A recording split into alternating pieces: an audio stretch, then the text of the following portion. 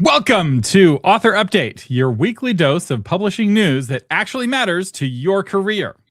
Book bans, AI in your Kindle, audiobooks outselling everything, and Amazon quietly rewriting the rules. Plus, Author Arsenal goes live. If you write for a living, you need this episode. Welcome to Author Update.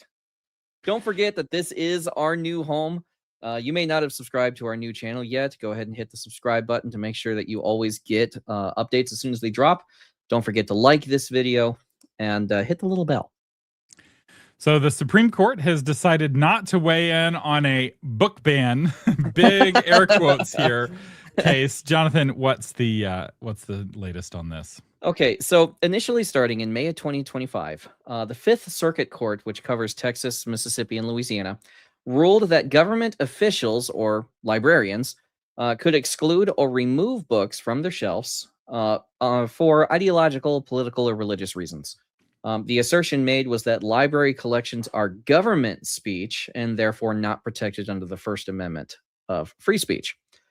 In October, major publishers, and I'm talking the Big Five, filed an amicus brief with the Supreme Court in favor of the plaintiff in Little versus Yano, which intended to overturn the Fifth Circuit's ruling and, prevent book banning. On December 8th, the Supreme Court decided not to hear the case. I didn't see a reason given for why they decided not to hear it. It could just be something with the paperwork or whatever. So or the Big Five, because this isn't a book ban. The Big Five The Big Five intends to continue pursuing the matter. In other courts, they're trying to form a strong enough precedent that they can renew their challenge and get a favorable ruling from the Supreme Court. Thomas, what do you think? It's not a real book ban. Librarians are constantly making decisions what books to offer for free on the library shelves, and they're constantly buying new books, and they're constantly getting rid of books that are currently on the shelf. Deciding whether a book is on the shelf or not on the shelf, or deciding not to stock a book at all, is not a book ban. A book ban is preventing a book from being sold in the store for people who want to pay for it with money. That is what a book ban is. You don't have a right to have the government buy you a book and put it on the shelf of your local library. This is not a book ban. And it's particularly the case in a school. A school librarian can say this book is not appropriate for children. And let's be real honest here, because that's exactly what these quote unquote bans are all about. It's about keeping pornography away from children. And this is why I really get irritated with a lot of the coverage of these stories. Right. Because they don't talk about the fact that this is about putting pornography in front of 5-year-olds. And yes, I know I just got us demonetized. I don't care. And it wasn't me. We're 2 minutes in and we're already demonetized. So, this is another reason why I really dislike the Authors Guild, because the only court cases they ever put any effort into winning are the ones protecting adult content, and specifically adult content in front of children. And so this isn't a book ban. This isn't a book ban case. All of the rest of the news outlets are covering this as if it's a book ban case, because they don't want to make the differentiation between the government buying you a book and you buying a book. It's the same thing with the SNAP benefits being used for junk food. You can buy junk food with your own money. It's a free country, but you can't, in some states, use government money to buy yourself junk food for free. It's not banning Twinkies. If you want to buy Twinkies with your own money, you can. And if you want to buy adult content with your own money, you can. So rant over. Is it? Book banning, this is rephrasing things, okay, to try to make your position look better so you can continue a fight here. It'd be like if, I brought another woman home to my wife and said something like, "What, are you against love?" It's like, that's not what we're talking about, man. So, I mean, here we're not against books. We're against problematic content being put in front of little people that should not have access to this content at all in any way. I mean, kids don't need to be blasted with stuff that sexualizes them, radicalizes them, or takes some kind of minority agenda and then amplifies it beyond its actual realistic impact. So I recognize that this is like a two-edged sword kind of thing because it goes either way, but I'm in favor of libraries actually following the majority agenda. Okay, you can't get away from agenda in books, but it should follow the majority agenda.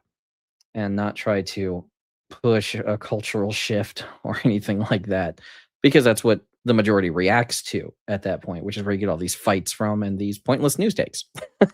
Yeah, I mean, we don't even go. I don't really believe in public libraries anymore because of how ideologically captured they are.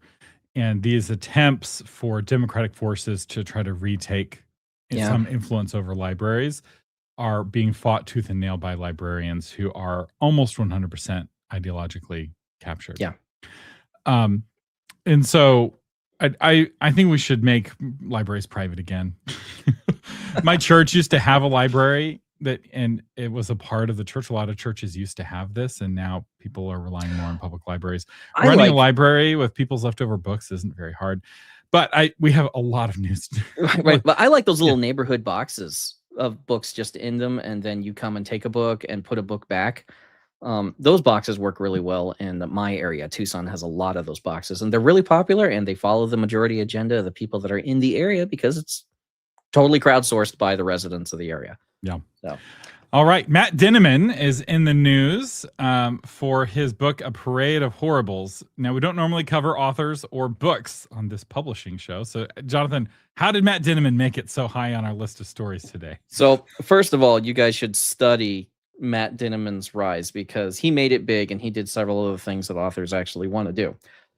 In this particular piece of news, the next installment of his Dungeon Crawler Carl series, which is wildly popular, and I mean wildly popular, is set to release in May of 2026, which was just announced. He does retain the ebook rights for self-publishing, so all them ebook dollars and Kindle Unlimited dollars, he's getting all of that. It looks like paperbacks will go through Grim Oak Press, and hardcovers will go through Ace Books under Penguin Random House. So he actually has a couple of different deals going there. Now, his Walmart distribution is through those publishers, and that's why it's a big deal that he has those. The last book that he released hit number 2 on the New York bestseller list. But here's the part that was interesting, and this is what made it news for me. The real interesting part is that audiobooks outsold ebooks in physical formats. Not surprising. I can tell you why.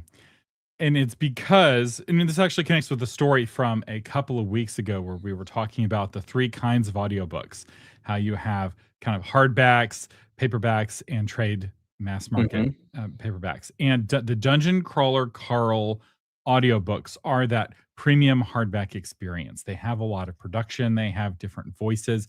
They have guest stars. So at one point, the Critical Drinker plays the role of a cranky dwarf. And it's like, is he a great audiobook performance? Was it a great audiobook performance? No. Did I enjoy it? Absolutely. Absolutely. It was a minor character. I'll spoil it a little bit. There's a reason he's not in the next book. He doesn't make it. But for a cameo from a famous YouTuber, it was very fun. And that extra money, because this is very expensive. The production of the Dungeon Crawler Carl books is very high, and a lot of money was put into it. And when you have a story that's as gripping as the Dungeon Crawler Carl books is, that little bit of extra production value can really make the copies fly off the digital shelves. And at some point, I do want to do a Zeitgeist segment on the Dungeon Crawler Carl series in particular, because Lit RPG was honestly like a small subgenre, and Dungeon Crawler Carl blew it up. It was a big deal. It was the first to escape containment. Is it the best Lit RPG? No. Is it the one that is the most appealing to normies who don't read Lit RPG? Yes. Sadly, it is. Partly because it's so funny and there's not a lot of humorous fiction. Our author Arsenal, which we keep teasing you about, there's still no link. I don't know why we're covering this, because there's still no link to join it. But at some point in the future, Jonathan will make his YouTube. So if you're going to throw shade at me, I have my own thing that didn't happen this week. I worked my rear end off to get the first episode done by now. And when I went through to edit the screen capture portion of the tutorial, Camtasia decided to just cut off the whole left side where all of the actionable material was that I was pointing out. So now I have to reshoot the whole daggum thing and make sure that part is in there. So it was error 99 on that. However, the first episode will release tomorrow, even if I have to stay up till 3 in the morning and do it. So keep an eye on authormedia.social for the link for the new author arsenal.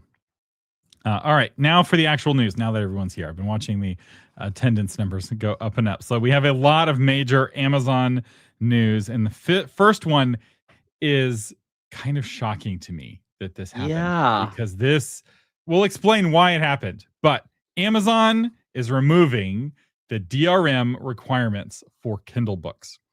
Jonathan? So Amazon is allowing certain Kindle ebooks to be distributed without digital rights management and made available in EPUB and PDF format starting in January of 2026. This update was announced via KDP documentation and reported across tech news outlets. It gives readers the chance to purchase DRM-free titles to enjoy them on devices and applications outside of the Kindle ecosystem. That is bizarre to me because Amazon has been like intensely guarding their system there. Yeah, so let's explain what DRM is, because this is a big deal, but a lot of people don't understand DRM. DRM was initially invented to protect audio files. I think it was the first mass market use of it. So that when you bought an MP3 or an AAC, when you bought an audio file from iTunes back in the day, every time you wanted to listen to that file or activate it on a device, iTunes would call to the Apple servers and ask, is this a legal purchase? So that if I shared that file with a friend, that friend's copy would not play on their device. And this, if you don't know much about technology, seems like a very reasonable thing. Yes, we don't want people pirating content. Mm-hmm. We don't want these copies to spread, et cetera, et cetera. And that, and there's a very famous letter that Steve Jobs wrote, and I think they published it in a bunch of, like, Apple bought full page ads in newspapers around the country to publish this one page letter by Steve Jobs. I'm not sure about the newspaper thing, but it's a very famous letter. Y'all can look it up if you want. And it's Steve Jobs' case against DRM.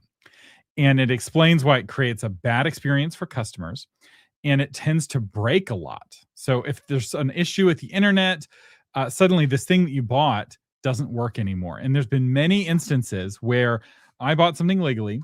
The company I bought it from went out of business. Their validation server that they promised would run for all time, turns out it costs money to run something for all time. If you're not making money, that server gets turned off, which means that everything with DRM eventually rots. It's like this inevitability. It just like every stock market eventually crashes. There's no stock markets that have lasted forever, just stock markets that haven't crashed yet. American stock market's currently the record holder for the longest lasting stock market. I remember my finance professor talking to us about these other stock markets. And when I say crash, I mean crash to zero, where like the market doesn't exist anymore. So DRM creates a lot of drag, it creates a lot of friction, and it keeps people from using things that they purchased in legal ways. It also keeps them from using things they purchased in illegal ways. But Steve Jobs's letter was so influential, DRM went away almost entirely in the music space. So you can now buy a non-DRM protected song from Apple. And it went away in a lot of other places as well. But one place where it didn't go away is with books. In fact, Amazon has been piling on the digital rights management, piling on the controls. And I found it very irritating personally just in the last couple of weeks. So my book club is reading through the book Making of a Modern Day Knight, which is a great book. The problem with this book is it was written in the 90s and it doesn't have an audiobook. And I wanted to create a discussion guide for this book, and I wanted to use AI to help me. And there was no good way to feed AI the book. And so I had to have Grok go into the shadowy corners of the internet to put together a chapter outline and a book description, book discussions. And this is a popular enough book where it was able to do a half decent job. But I would have loved to be able to just upload a DRM-free copy of the book to Grok and say, generate some book discussion questions for this book. The same way you can do right now with your own book in the Patron Toolbox. I have a book discussion generator that generates discussions. In fact, I wanted to use the same kind of approach, and I ended up having to use a sneaky, shadowy approach instead. Um, and this is really an AI story, I think. I think the reason why Amazon's doing this pivot is to allow readers to use the books that they've purchased alongside of AI, and also making it easier for companies like Anthropic to buy a copy of a book, a digital copy, because they got slapped on the wrist, big court case. You can't pirate the book, but to get a digital copy of the book is actually really tricky, because you have to scan a paper copy, and that's very expensive. And so Amazon would rather make $10 a copy or $20 a copy selling the ebook to all these AI companies, and not having all of these paper books being printed and scanned and then pulped. It's not efficient. So if you're afraid of AI getting your book, you have no control over it. Well, you have some control. Someone will feed it's optional. Your book into AI. Yeah, it's optional at first. So they're not. I think it's going to be the default for new books. But I don't. It's going to be a setting right now. Now, will it always be optional? Hard to say. The illusion of option. Right is now present. Right now, AI is like the Norman conquerors. So when the Normans hit the scene, for about 40 years, they won basically every battle and every major engagement that they fought in, because there was no counter to heavy knights and heavy cavalry charging with lances. That tactic had not been used before. And so the Normans just smashed everywhere they wanted to smash. They conquered all of England. They conquered the Middle East. They conquered chunks of France. And it took a while for a response. How do you stop heavy cavalry? And it took a while for a counter for that to be developed. And AI companies are like the Normans right now, where nobody who's tried to stop any AI advances has had any success whatsoever. The only success that's even sort of happened is Anthropic having to pay authors, $3,000 per book, which seemed like a big deal, but with the billions and billions that AI companies are making, it ends up being kind of trivial, actually. and it hasn't slowed them down at all, right? The Normans took casualties. It's not like nobody died in those battles, but ultimately they had the ground, and whoever they were fighting didn't have the ground. So this launches into the next feature that Amazon has made available, which is Amazon launches Ask This Book. And I just looked it up on my Kindle app because I wanted to try it, because I tried it on my books earlier and I found something. So I'm going to explain it out for you. Okay. Amazon launches Ask This Book, which is an AI-powered reading companion. It allows readers to highlight passages in the ebook and pose questions about plot points, character motivations, or scene significance while staying spoiler-free. It will pull from the book's content up to the reader's current position and deliver a concise, contextual answer designed to deepen the immersion without breaking narrative flow or spoiling anything. Now, if you remember from the tail end of the last story, the DRM cannot be turned off for Kindle Unlimited books. Anything that belongs to the Kindle Unlimited ecosystem, you cannot turn DRM off for, which makes sense, right? Because Kindle wants to keep all of their exclusive content exclusive without being pirated or whatever. It must be read on a Kindle. That's a whole part of their whole ecosystem. What that means is this Ask the Book feature will not work on Kindle Unlimited titles. Now, my Shades of Black series is in Kindle Unlimited right now because I'm capturing the Semper Die readers. What that means is when I went to go look for this feature, it's not available in my Kindle Unlimited books. I can't use Ask This Book, or any of my readers can't use Ask This Book, because they have to remove the DRM to allow them to feed the content to an LLM. So if you're in Kindle Unlimited, the Ask This Book won't work for you. Now, I just went to John Gwynn's Malice, who I know wasn't in Kindle Unlimited because I had to pay the full traditional publisher price for it. And I had a thing pop up immediately. Ask This Book.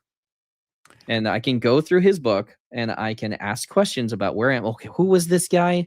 What did this person do? What school of magic was this person a part of? Why is he turning into a wolf all of a sudden? And I can ask it questions and have it remind me of where I was. I don't know if it's connected with the DRM, because the DRM option doesn't start. It's just been announced so far. It doesn't actually take effect until January. There may be It's some already happening right now, though. It's No, a that's Ask functionality This issue. Book is separate. So DRM has to do with digital rights management of the file itself. You could Amazon could allow their AI to interact with a book and load it into RAG while still having the DRM turned on, since it's all inside the Amazon ecosystem. Well, it Because depends on they're the already doing that in the app itself, right? They're having to uncompress and unlock the books so that you can see it on your screen. But when you're dealing with like a DRM protected environment, it's like a classified environment where you're controlling the entry points, not just of personnel, but also of data. So when you have an AI working in an ecosystem, you really want to control its entry points, so that you don't get a data leak. So the DRM thing, I think, is a protection against that. So anyway, this looks like a tool for it's especially designed for readers. Authors will probably hate it. But it's designed to make a reader's experience better. It's currently available on the Kindle iOS app in the United States. There are plans to expand it to Kindle devices and Androids later in 2026.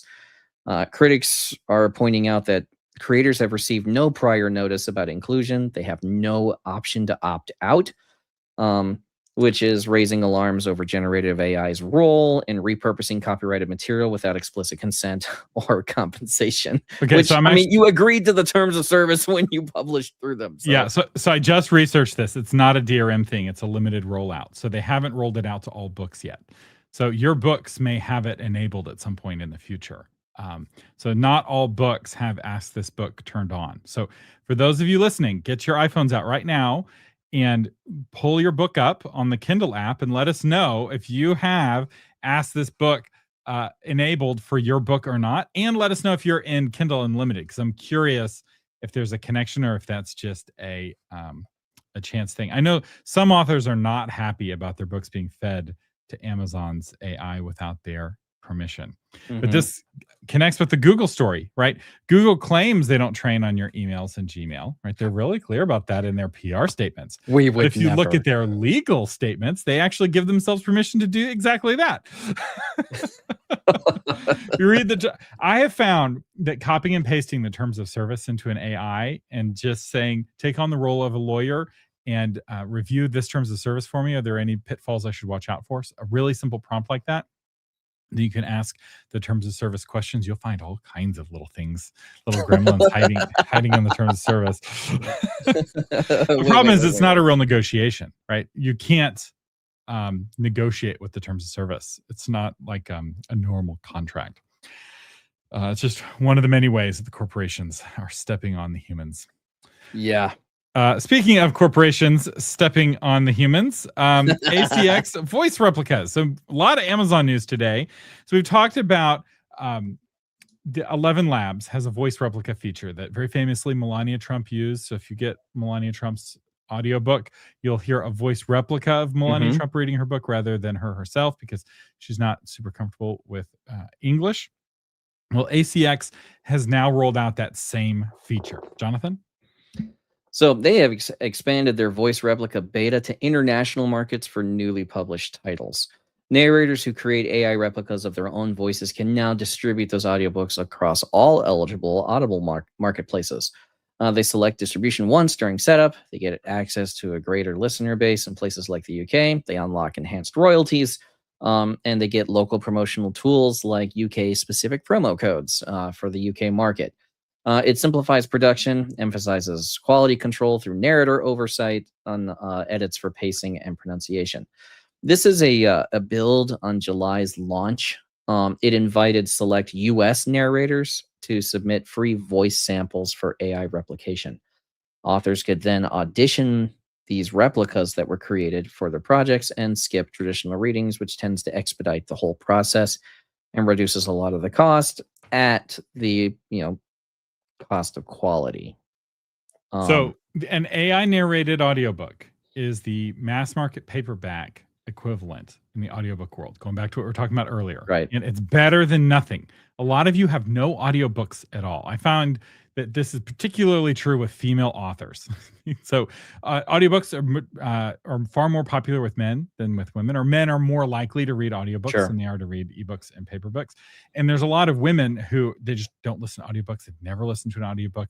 And it's very easy to just write that off and be like, oh, nobody listens to audiobooks. No, for some books, they sell more copies for audio than they do in paper or ebook. In fact, Matt Dinneman, who we were just talking about earlier, who has very much writing for men, there's a lot of women who read his books too, but because he has a good audiobook experience and because he's hitting the nail on the head in terms of his writing, he has a ton of audiobook sales. And so the same is true for everybody. This is a revenue source, and not having an audiobook really makes the book look like it's AI slop, because that's the sort of extra effort that the AI slop authors aren't willing to put in. I will say though, an AI read book that helps a little. It's better than having nothing, but having a human narrator is the kind of gold badge. I've never seen an AI slop novel with a human audiobook narrator. There was actually a big argument a while back on X where it was authors narrating their book versus having a professional do it. And there was this big indie author who was on the side of professional studios doing. He's like, you should absolutely spend $20,000 to make sure it be the best it can absolutely be. And I'm on the other side. I think the author can tell the story the best. The author just needs to get over his or herself when it comes to confidence in relating the book. Now, I did several interviews with women on why don't you listen to audiobooks, and they said they don't want to have the way they experience the book dictated to them. So there's too many constraints on the way the book is enjoyed, like the way words are expressed by the way the narrator chooses to give the words. Men tend to listen more for information, so they want the story points, right? What happened in the story? That's what I want to know. And women were more about, they want to be immersed and experience the story, which is why they prefer to read it for themselves. And so it's it was a fun series of interviews to do. And I'm like, okay, why is this like this? Why aren't ladies listening to audiobooks? And it appears to be that that's the reason why. This book, Raising a Modern Day Knight, that my book club is doing, because it's from the 90s, doesn't have an audiobook edition. And I have been slammed. I've been so busy.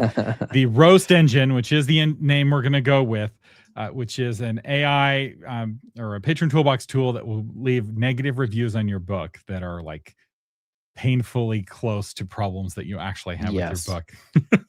Yes. I don't know why people want this, but you're going to be able to get a preview of what the 1-star and 2-star reviews are with this tool. I have the tool working, but I just have not had the time to actually put it on the website so you can all use it, hopefully very soon. That's how busy I've been. I've just been wall to wall busy, but I'm really wanting to keep up with this book about raising young men, or boys to become men. And there's no audiobook version.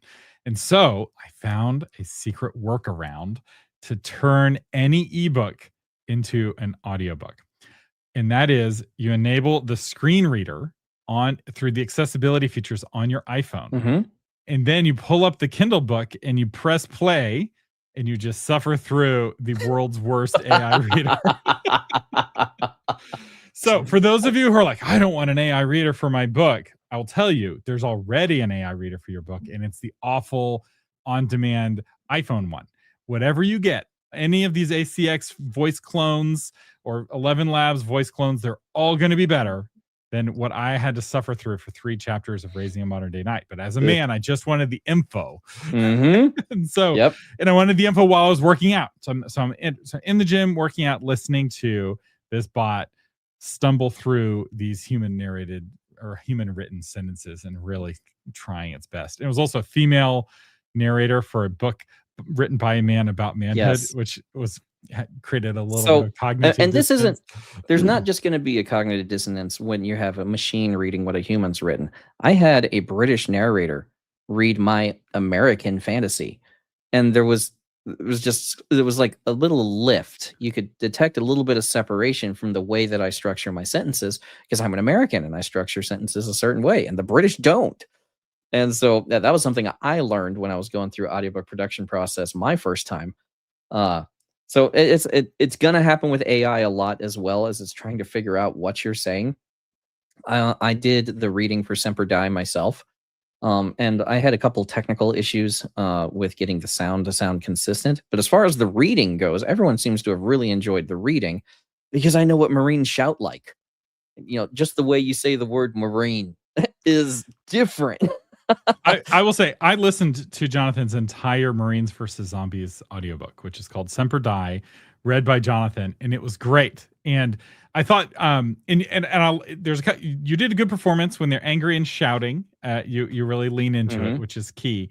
But you also, when somebody's on the radio, you put a radio sound effect, very subtle. You didn't put a lot of audio engineering, but just that one little bit really added a lot of verisimilitude to the audiobook that I thought was really good. And by the way, me pointing out that men are more likely to read audiobooks than they are ebook and paper doesn't mean that women don't also listen to audiobooks. Oh, correct. Yeah, no. We're talking about the bell curve being slightly shifted over one way or the other. It's not like women never should and shouldn't and whatever. But there are some women, and right. I know some that have never listened to a single minute of an audiobook and have no intention to ever do that. And there's some men that are like that too. But remember, there's a bell curve and there's either side of the bell curve. So I'm on one far extreme where I only listen to audiobooks. And if your book doesn't exist on audiobook, I will not read it unless I'm so into the book I'm willing to do some sort of duct tape and baling wire, get Siri to read me the book, and I have to click play every time there's a new page, and it's a terrible experience. Yep. I have 5 daughters and my wife, and they all listen to audiobooks. They have them on throughout the day. The kids are going through the Bunnicula series right now. Okay, we have a comment in the chat, and I want to address this. Hey, excuse me, reading an audiobook. Yes, I said reading, and I meant it. So listening to a book is the original way that books were experienced for the majority of the time we've had writing. So reading silently is actually a relatively new development in human history. Sure. The first time we see it recorded in the historical record is St. Augustine, actually, was in some of his writings, marveled that there was a monk he knew who was able to look upon a scroll and receive illumination in his mind. And this was just like, what? You can read quietly? So all of the books of the Bible, or the Iliad, the Odyssey, all of those were effectively audiobooks. The way the book was constructed and consumed was that it was read aloud, often to a group, but even if somebody was reading it by themselves, they were reading it out loud. And you see evidence of this in the Bible in several places. In the book of James, it says, be a doer of the word, not a hearer only. In another instance, Philip is walking alongside the Ethiopian eunuch who's reading the book of Isaiah. And Philip knows what the Ethiopian eunuch is reading. Why? Because he's reading it out loud. So you are reading when you listen to an audiobook. And don't let anybody tell you that this is some like inferior way of experiencing a book. It's the primary original way that books were experienced. If you look at... I'm really ranting today. I don't know. You really are. And it's fine. But when you look at what child psychologists are saying, they say reading to your child, to your baby, to your toddler is the best way to stimulate the neurons in their minds to form connections. And not only that, it's an emotional experience because they're forming a bond with you. And that's them experiencing a story out loud. And you're their favorite narrator as their dad.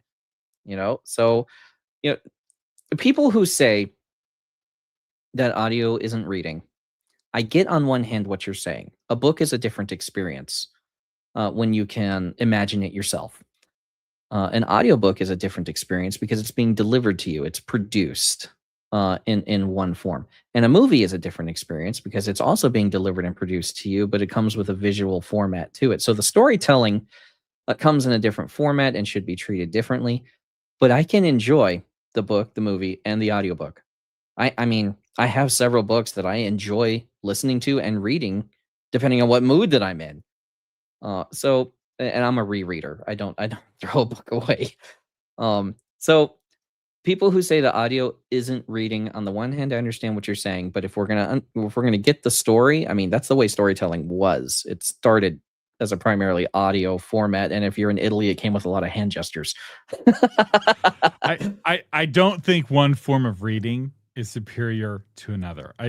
Some people are like, paper is the best because unless you can smell the book, it's not real reading. And that's just your favorite, whatever. Like, it doesn't mean it's the best. It's the best for you when you're in the bathtub, with your coffee or wine or whatever it is that you're doing this with. All right. Next news. Enough ranting. We have Sure. Publishers Weekly did their. I think this is an annual survey of professionals in the publishing industry, and I looked over this report, and there was a couple of really interesting observations of the traditional publishing world that I didn't see in any of the headlines covering this.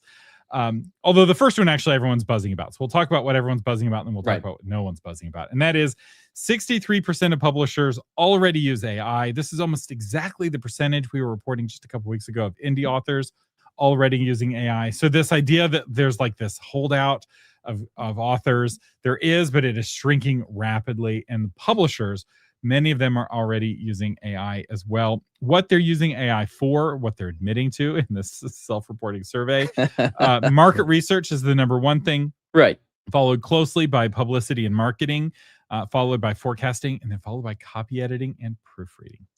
So when you are traditionally published, your book may be still edited by an AI. And I will tell you, I just upgraded today, not a developmental editor, to run on one of the most expensive AI models that is possible to run. I've been running on a cheaper one, and one person complained that it wasn't smart enough. And so now I'm just biting the bullet. We'll talk more about token costs going up. But now, and so I was like, run it again. She's like, oh my gosh, it's so much better. So if you've been unhappy with not a developmental editor lately, run your book through it again. It just got way, way, way smarter. Way more expensive for me, so don't run your book over and over again, please.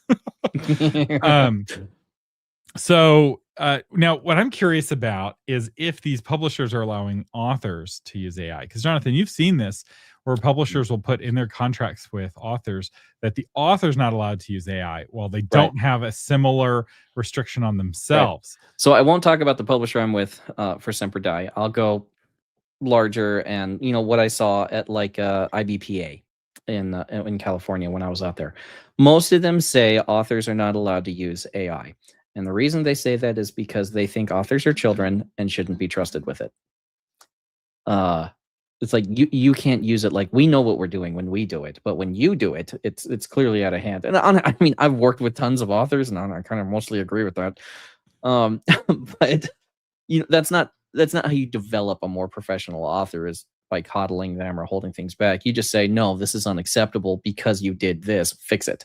This is actually the source of many of the traditional publishing handcuffs placed on authors. Yeah. Why do they not give you a sales dashboard? It's because they don't think you're mature enough to be able to make sense of the numbers without whining to them about what the numbers are, rather than taking responsibility yourself. And the thing is, the kind of authors who do take responsibility aren't really attracted to traditional publishing, because they're like, well, gosh, if I'm going to take responsibility, I should be able to also take the winnings, because traditional authors make a little money, because the traditional publishers they get almost all of the bites of the apple. So very little money trickles to the author at the end. Like, I released Esprit de Corps a month ago, and I have no idea how well it's doing outside of the sales ranking and the number of reviews.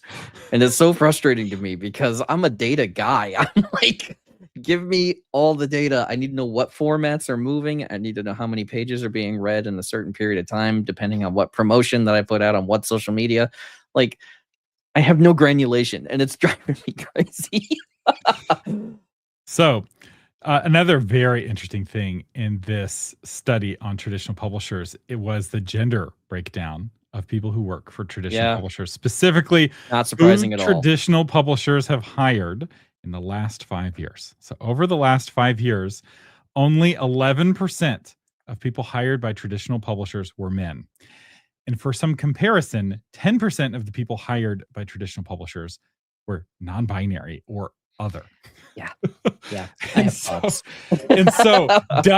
do traditional publishers discriminate against men, right? People in traditional publishing are like, why can't we get straight men to read our books? We can't get our books to be appealing to men at all. And it's like, how many, and Jonathan, I'll kick this question to you. How many of these 11% of men that they are hiring in traditional publishing, how many of them are straight? How many of them even know what a straight man wants to read? So like you have to broaden the cultural scope. So when you're trying to get in a target set, right?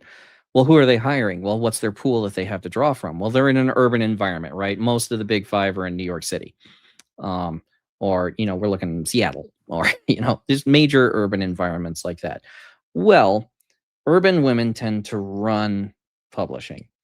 Based on other studies that have been conducted, and you guys can see the results of that in the societal trends which have happened in the last few years, urban women feel largely threatened by the traditional male. There's been a lot of complaint about toxic masculinity in the last 10 years, and that's going away now that women are actually being threatened by other kinds of males. They say that, but in the fiction, the kinds of books that are selling like crazy, they want to be threatened. Dark fantasies and this romantasy are featuring abusive, controlling, domineering, tyrannical alpha love interests. Yeah, it's bizarre because they want the danger, right? They want to feel the thrill. Well, you also got the "would you choose the bear" trend, where it was most women were saying I would rather meet a bear in the woods than a man because the bear would be friendlier or less of a threat or something. I'm like, y'all need education on bears. Well, it depends on the bear as well. But it was supposed to be indicative of how dangerous men are, or how dangerous women are perceiving men to be. Well, that was largely educational. It came a lot through the education system, where men have, or young men, boys have been told, you need to tone it down. Here's your medication, sit down and shut up. You're being trained for compliance. You're not being trained for, allowing you to explore your creativity, which is largely destructive when you're a boy. Read Calvin and Hobbes, you got an idea of what a little boy thinks like. So what happened following that is men were trying to compete for the sexual attentions of urban females. And when you do that, you need to adapt to what it is they want. Is it flowers? Is it chocolates? Is it taking them out on a date? Is it working out? Is it what is it singing to them? That's Spanish, right? You go outside the window with a guitar and that's how you get them. Am I going to read poetry? So they're in sexual competition for females and trying to figure out how to approach them. Well, to urban females, it was become less threatening. So they started adopting more effeminate mannerisms, more effeminate, less masculine clothing, and that kind of stuff, so that women will trust them. And that's where you get a lot of this urban, man bun, metrosexual kind of approaches and stuff. So now you have a Venn diagram of people you can hire. And this Venn diagram largely intersects with the homosexual population. So now you're not hiring from a large pool of straight men to help you target your series or your book towards straight men, because the only ones you have to pull are these men. I'm trying not to put air quotes. I'm trying so hard. It's really hard for me.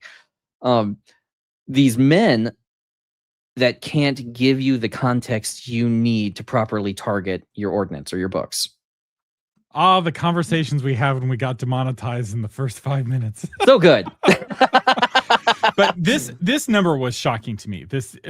I'm not saying that they discriminate against men, but only 1 in 10 new hires being a man. And even then, we don't know what their orientation is. Like, that is just shockingly low. Yeah. It's just a really low number. And one of the things that's happening is that indie publishing is where most men end up, because you got more control. When you have a publishing industry that's 90% women, and it's not actually 90% women, because this 11% men hiring, that's just in the last 5 years. So there are men who kind of stuck around. I think they said it was 79% women overall. Yeah. And what you have is kind of these old men who are still in executive roles that are actually making more on average, because they're kind of sticking around at the very tops of the organizations, kind of standing on the glass ceilings. It was $97,000 on average for men in the industry, and $80,000 for women.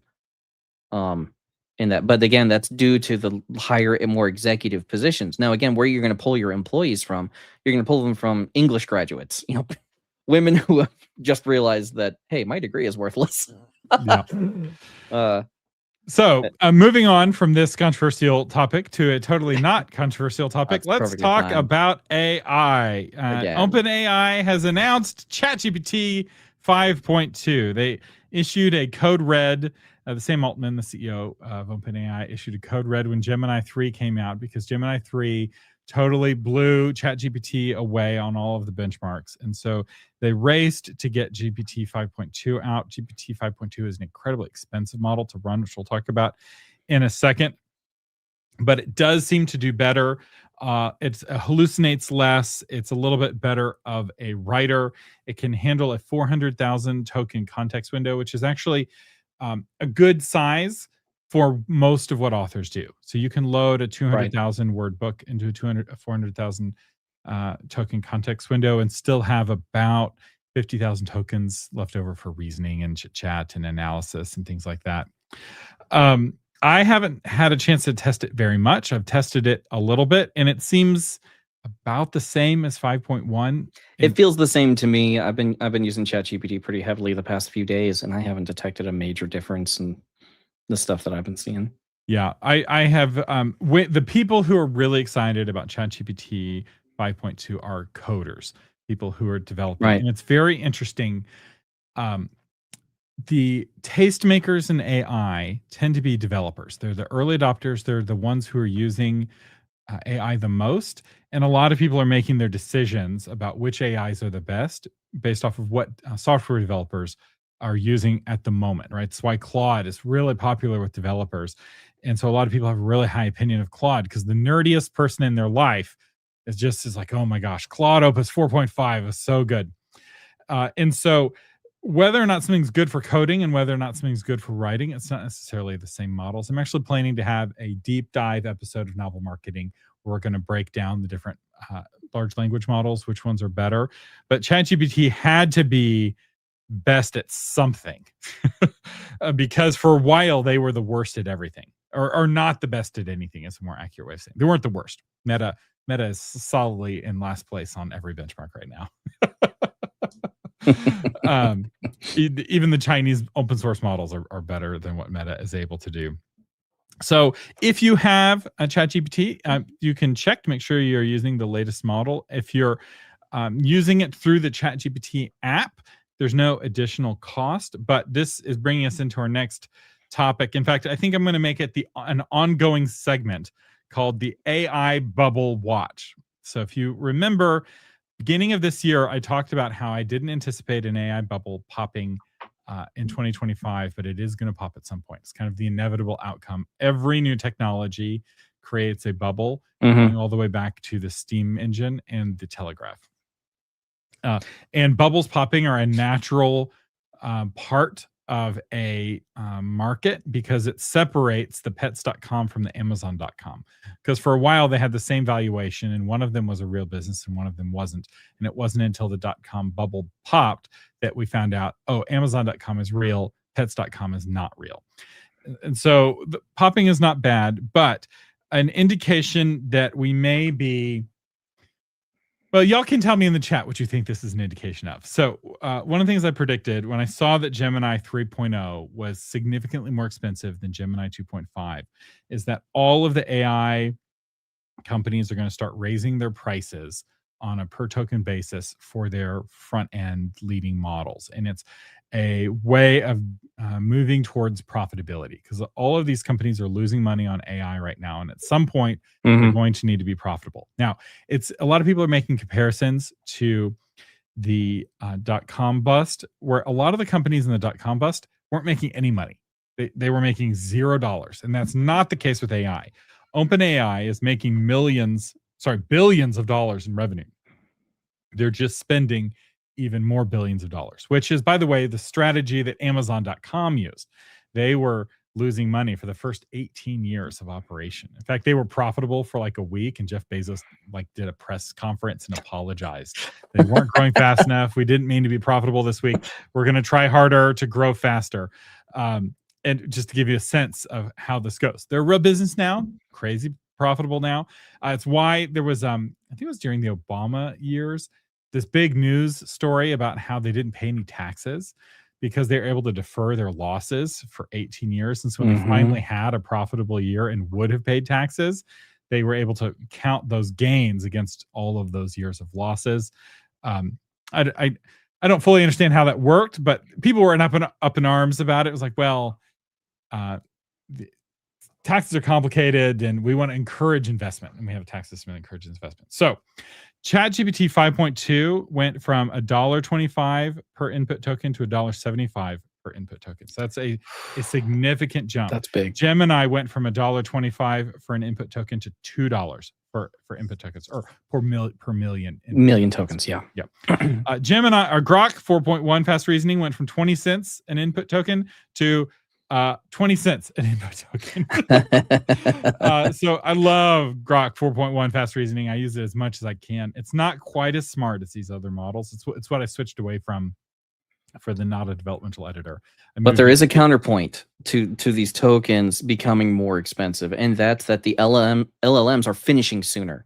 You're getting your answer faster, which means fewer tokens are being used. So you now have more high quality tokens versus, cheaper, less quality tokens that weren't getting the job done. Right. And that's another way of thinking of it. And really probably a better way to think of it is not what's the cost per token, but what's the cost per completed task. Per task. Yeah. And what's challenging about that particular metric is that for a lot of tasks, there's the cost to do it now. And if you go back a year, it was impossible.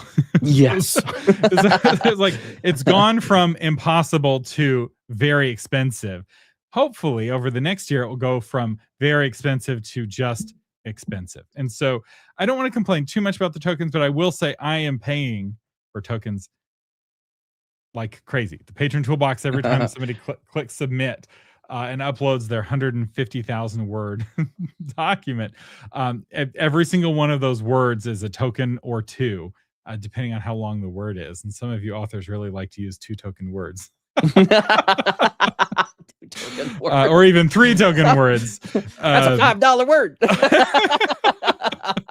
And while I have privacy settings set to maximum, and I can't see what you're uploading, I do pay for what you're uploading. So Kevin is asking if this means the patron costs will increase. So we had a very vibrant discussion about this. Vibrant. In authormedia.social, where I asked if I should raise my prices because my costs are going up significantly. My costs have gone up probably 10 times now to say July of this year. And I haven't raised the price on patrons. And some people were very angry and very threatened. They're like, $10 a month, I just can't scrape together. That's a lot of money for me. And other people are like, $10 a month, that's 2 cups of coffee. And other people are like, I can't even buy the 2 cups of coffee. If you raise the price, that you would lose me as a customer. And this gave me a very interesting glimpse into why the quality of everything is going down in society. So this is something a lot of people are noticing. Clothes aren't quite as good. Food isn't quite as good. Appliances aren't quite as well made. There's this kind of universal and credification. Software is not as good. Is that the word? Is that the word that gets used? That's the word I'm going to use. This credification of everything, and I had the ability to make it happen because if I raised my prices, the people complaining about the prices going up would be very loud and very angry, and they'd make a lot of noise about it. They'd leave negative reviews. But if I switched to a cheaper model, if I went from Gemini 3 to Grok 4 fast reasoning, where not a developmental editor still works, just not quite as good. If I switch from beef tallow to some seed oil, same thing, just not quite as good, then I don't get any complaints. And the people who would have preferred the quality don't complain, although y'all complain because y'all have good taste, at least on one of the tools. And so that's what I did initially, was I switched a lot of the models from more expensive models to less expensive models, just as a way of getting my costs under control. Right now, the toolbox tool that is totally eating my lunch is the book cover designer. So I had in one day, like almost $100 worth. Somebody just, I don't know who it was, or if it was just one person or not, but I suspect one person was just generating cover after cover, making tweak after tweak, and just running the meter. And it was, anyway, it was a very big, very expensive day for me. Somebody got their $10 patron subscriptions worth out of the book cover designer.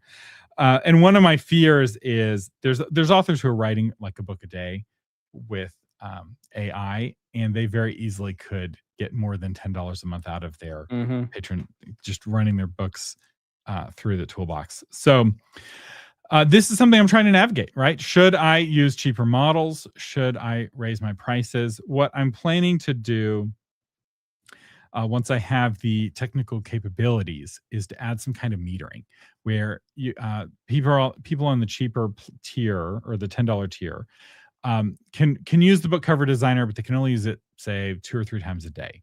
And then they have to wait until tomorrow to use it again, which for a typical author is plenty. But if somebody who's doing roulette runs where they're just running cover after cover, that person would need to be on a more expensive tier.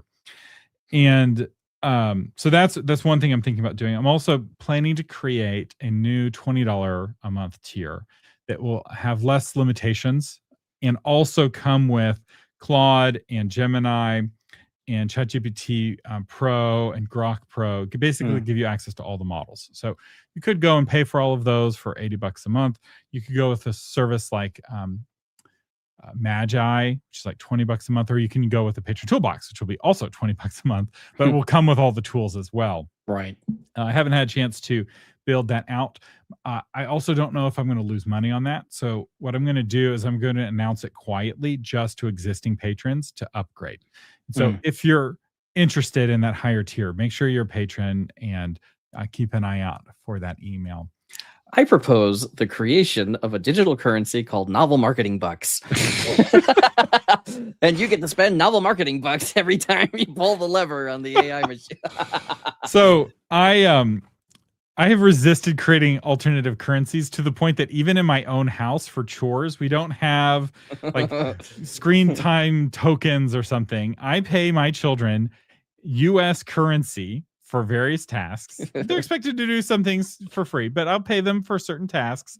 And then I will sell them things so they can buy Mario minutes for dollars that I gave them for chores. And they get to experience putting physical currency in their wallet. They can choose, oh, maybe I don't want to buy screen time at the daddy screen time store. I can save this and I can go spend it at the store. I can buy candy or whatever. And so I am not going to create a Patron Toolbox Bucks currency. I'm not going to create I'm going to need a powerful social movement at this point. I'm not going to create a cryptocurrency. I am not going to create some sort of what was the thing everyone's trading that was the big trend a couple of years ago? Beanie Babies? No. It was like it was like Bitcoin, crypto. No, it was a crypto. It was like a little. You buy a little. Oh, I know what you're talking about. It's the Somebody help us out with this. It's at the tip of my tongue. What's it called? ND. There's like those little pictures you could. Yeah, it's like a little picture. Yeah. I don't remember what it's called. NFT. That's it. Yes. Thanks, Samacel. Yeah. I don't know how to pronounce that name. Samacel. Zamacel. Sure. All right. We are. Oh my goodness! It's 5:00. We haven't gotten to Zeitgeist. Which of these Zeitgeist stories? We need to do it now because we're already demonetized. So let's do let's do the top one. Female protagonists in the hero's journey. Can they do it? Demonetization. Hey, once you're already wet, you can't get more wet. Once you're demonetized, they can't demonetize you more. Jonathan, give us the breakdown of this story before I start ranting. So, Rob Henderson, who's a best-selling author, in a recent X post, he drew sharp attention to a subtle divide in the self-help aisles of bookstores everywhere. His memoir, Troubled, chronicles his path from foster care chaos to elite academia, and he observed that titles aimed at men often preach a gospel of grit and self-mastery. So the books angled at men urge the readers to build unbreakable discipline, embrace stoicism in the face of setbacks, and recognize that no external force will carry them forward. The core message is a challenge. It's toughen up, focus inward, earn every step through sheer will. Now, by contrast, self-help designed for women rarely frame personal growth as a quest to forge missing strengths from scratch. Instead, it leans into a narrative of inherent worth waiting to bloom. See what you have inside you already and just let it out. Your problem is your fear. Your problem is your lack of self-confidence. You need to actualize yourself and grow. You just need to get out of your own way and let your get out of your own way. Glory and beauty and dazzling. I can totally speak this language too.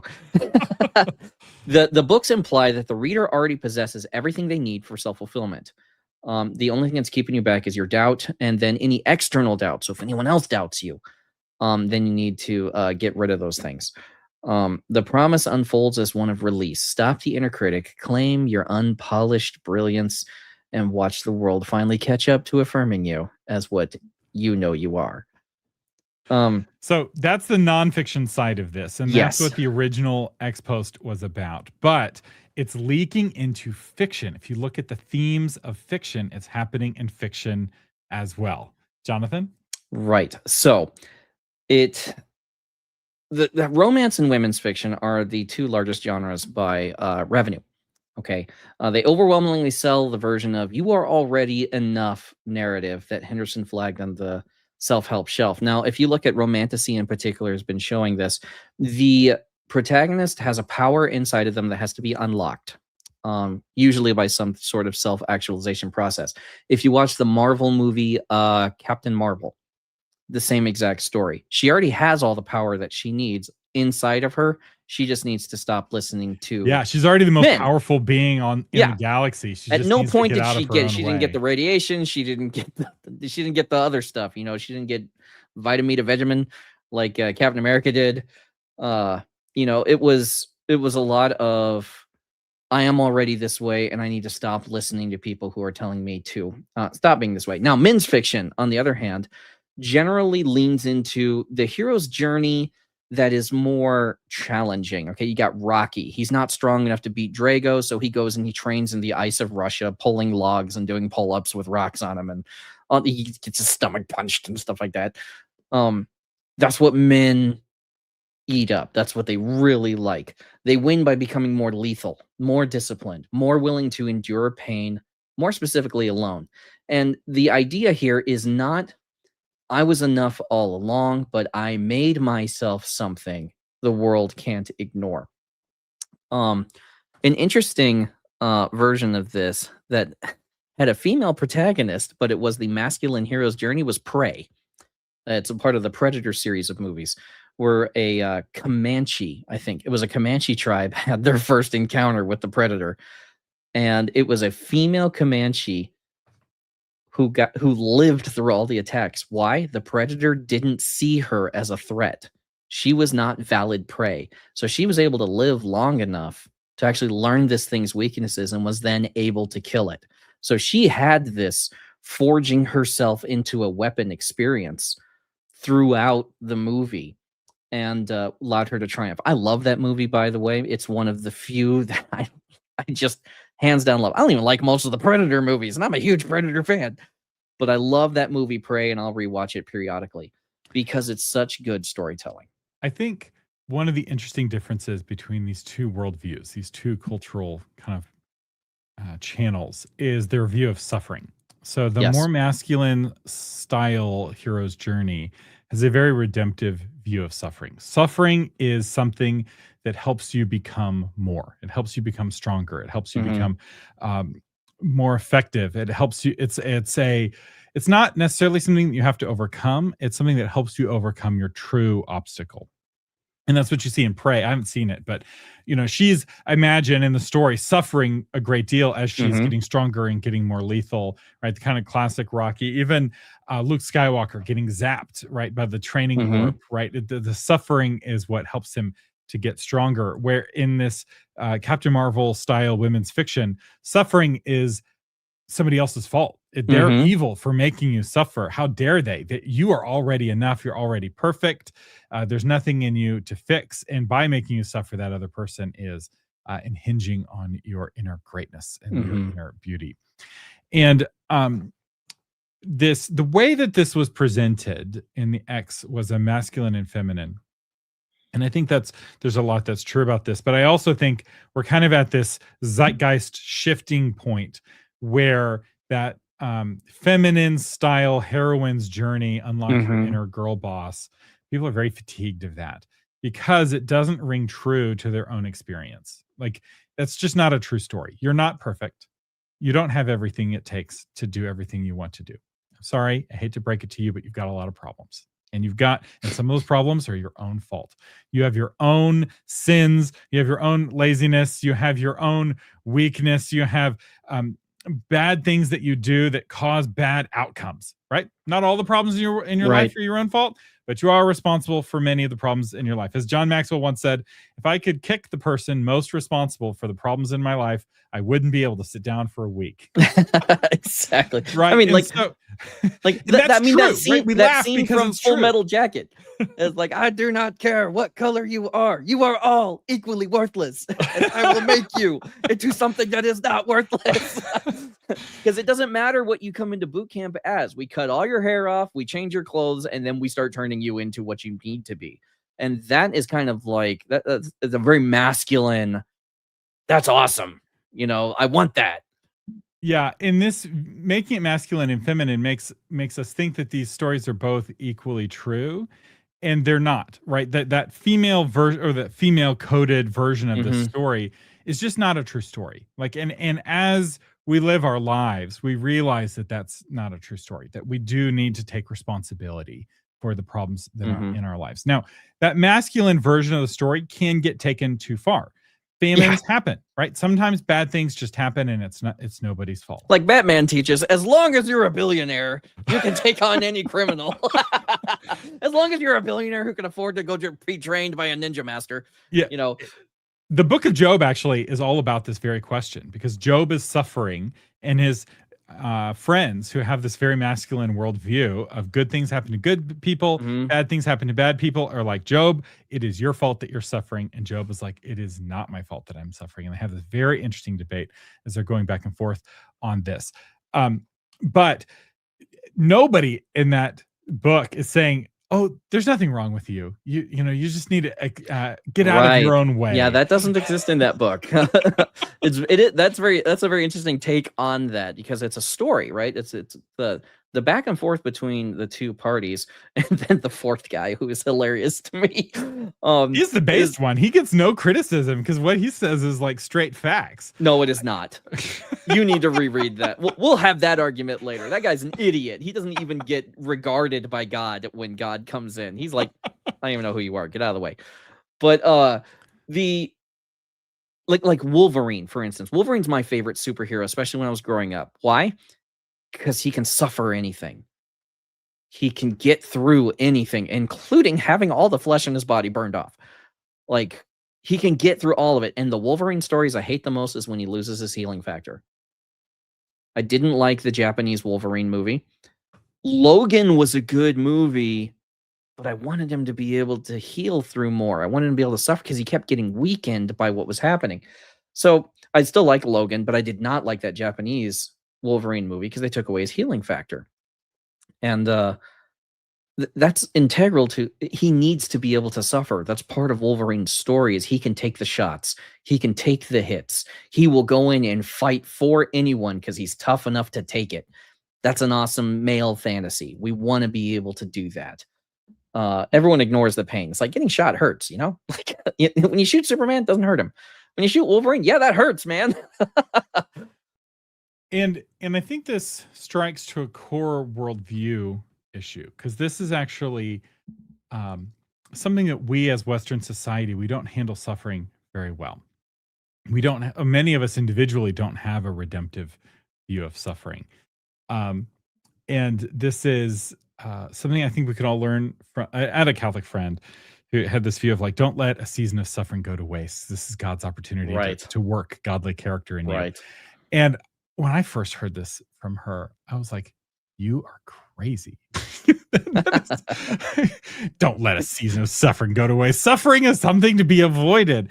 And as I've gotten older, I'm like, no, there was a lot of wisdom in that. In fact, discipline is not the same as punishment.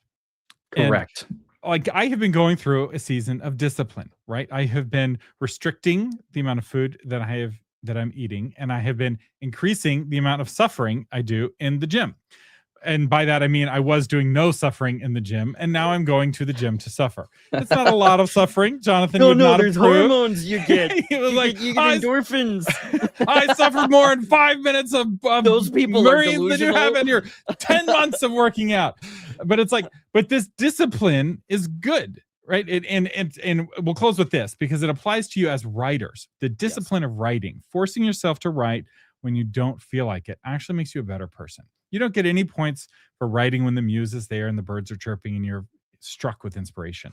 What makes you a better person, Anyone I mean, can you might create write then. good writing during that time, but what makes you a better person as a human being is writing when you don't feel like it, when it's a discipline, when Yep. it's work, when the writing itself is suffering because you'd rather be scrolling on your phone, but no, you're forcing yourself to put the phone away and sit in front of a blank page and start typing. And embracing that suffering, embracing that discipline is Mhm. ultimately going to build in you the kind of character that you need to be a successful author. And it just so happens that in the month of January, I'm going to be helping a number of you become better people. The Author Arsenal Writing Challenge, where I drag your whining carcasses through your own book in a month, will be available. I'll have a sign up. I have a sign up link actually in the description on this video that you guys can check it out, get put on the list, and get more information. Again, it's just an accountability exercise. You will hit your word count every single day, and hopefully you'll have a finished book by the end of the month. If you're a patron, I'm doing a patrons only Q&A in about 5 minutes. So some of you could go and jump in on that patrons only Q&A and post in the chat that I will be there. We ran long today, but our goal is to have a Zeitgeist segment at the end of every episode. And I got ranting. So I apologize. Give me 5 minutes and I will see you at the patrons only Q&A. If you're not a patron, you can become a patron and join us at the patrons only Q&A, which is where I answer your publishing and marketing questions. You get to come on screen and talk to me, and we'll figure out what's going on with your marketing and figure out how to get you unstuck if you're stuck. So you can become a patron. There should be a link in the video down below. It's also patreon.com/novel marketing, and becoming a patron at the $10 level and above will also give you access to the Patrons Toolbox. I am Thomas Umstattd Jr. And I'm Jonathan Shorger Jr. Live long and prosper. And suffer.